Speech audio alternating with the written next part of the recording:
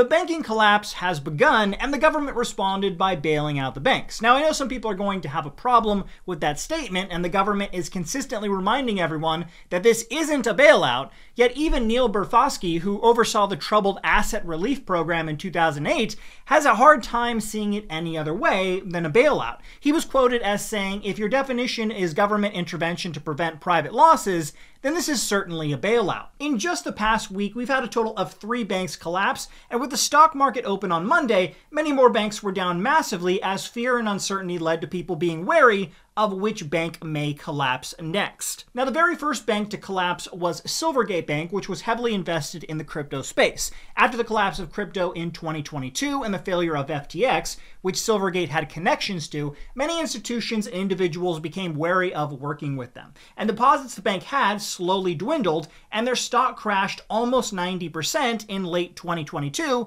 until they ultimately announced on March 8th that they would be winding down operations and liquidating. Now, this single bank collapsing led to fear entering the market on just who was next. For months, there had been speculation if we are in a recession or entering one, and talks of bank runs had been going on for some time. So when another bank, Silicon Valley Bank, announced that it needed to raise $2 billion in capital after selling billions of assets at a loss, this sent its clients into a panic, and investors began pulling their funds out of Silicon Bank, which ultimately led to its collapse on the 10th of March. Some things to note about SVB is that if its clients hadn't initiated a bank run, it's very likely that they would have been able to raise the necessary funds to stay afloat. But once clients believed the bank was doomed, it became a self-fulfilling prophecy, which led to SVB becoming the second largest bank in US history to fail. Now, I am in no way excusing for SVB. The bank management acted in a greedy way that ultimately led to its downfall, and customers are now filing lawsuits against the bank's management,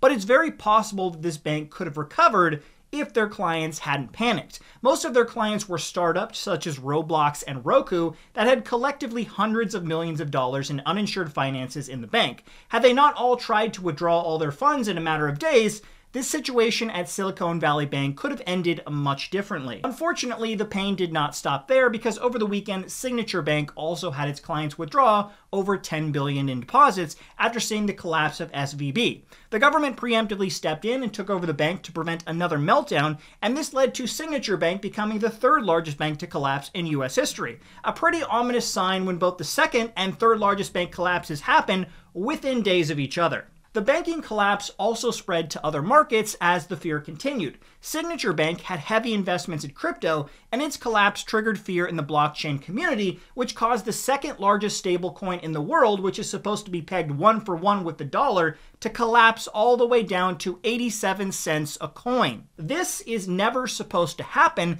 and if the 2nd largest stablecoin were to collapse, it would undoubtedly create mass panic in the crypto world. Fortunately, things started to turn around, and for now, the stablecoin USDC has recovered. After the collapse of Silicon Bank, fear started to set in, and many of these companies had no way to pay their employees or debts without access to their funds.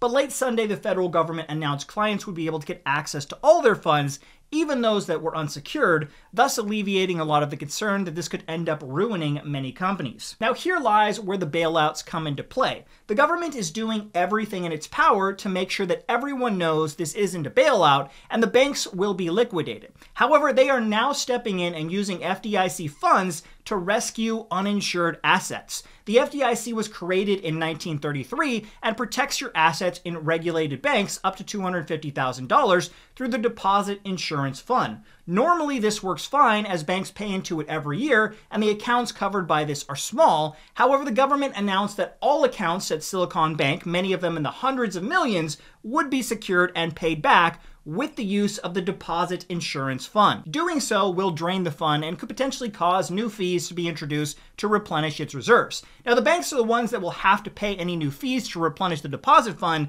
and I'm sure they will do everything in their power not to pass those fees on to you, the customer. They'll probably just cut bonuses for executives. Maybe the CEOs might take a few $1 million pay cut, or they'll just cut back on marketing expenses. We all know how trustworthy the banks are, and I have 100% confidence this won't be passed on to the customer in any way. On top of that news, the Federal Reserve announced they were creating a new handout for banks known as the Bank Term Funding Program. This is $25 billion that the Reserve is setting aside that will help small and mid-sized banks restore their balance sheets now that they have unrealized losses in long-term, low-interest securities following aggressive rate increases by the Federal Reserve. Under the program, if a bank owns bonds that are trading at 60 cents to the dollar, it can exchange those bonds at the Fed discount window for $1 in liquidity, effectively removing the risk of insolvency on any banks. Now, it's important to remember, everyone, that the government wants to make sure you know that these are in no way bailouts. Sure, we're giving banks billions to help keep them afloat, and using FDIC funds to secure unsecured assets of some of the biggest startups in the world to make sure they don't collapse. But the most important thing you need to know is that this isn't a bailout. This is just the government being a good bro and doing the banks a solid.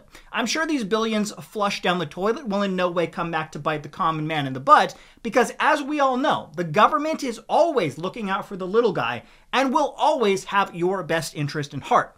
Now, finally, for those who don't understand my sarcasm, that was clearly a joke, and ultimately this cost will be passed on to the consumer. But let me know what you think down below in the comments about these new bailout programs that the government are issuing for the banks.